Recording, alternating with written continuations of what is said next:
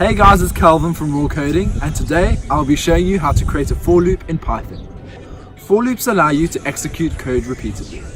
For example, you may want your program to output numbers from 1 to 100. You can use a for loop to do this easily. I'll now show you how to create a for loop in Python. Hey guys, let's open up the Python shell under idle, double click on it, and open up a new file by clicking File, New File, and now we can start coding. We can use a for loop to execute code a certain number of times. To write a for loop, we say for x in range, type in a number, colon, and then we can say print x. So x is basically an index value that starts at 0. Every time it executes the code under the for loop, the value of x goes up by 1. The loop stops when it's looped the number of times specified in the range function. So in this instance, the for loop will loop 6 times and will print the value of x on every loop. I'll demonstrate this by running the program. Press run, save the program, and as you can see, x starts at 0 and says 0, 1, 2, 3, 4, 5 because it's looped 6 times, the value we've specified in range. We can also have more control on the parameters of our for loop. We can tell our program at what number to start and stop on, and also specify the increments of x on every loop. To do this, we have to change the parameters of range. So let's just start range again.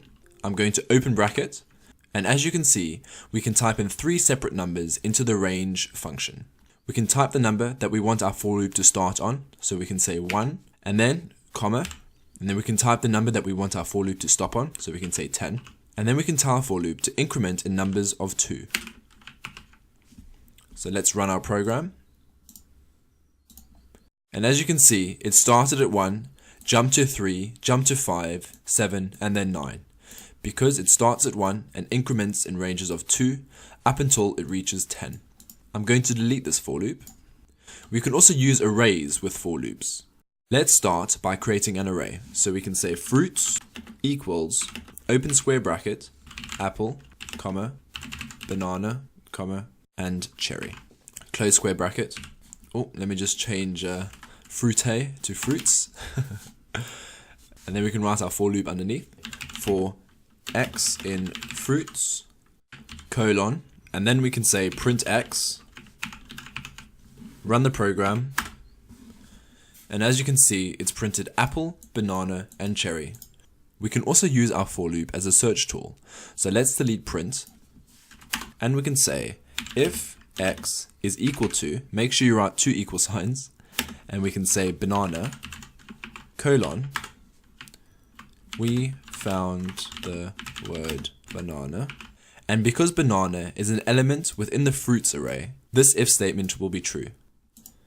And it will say, we found the word banana.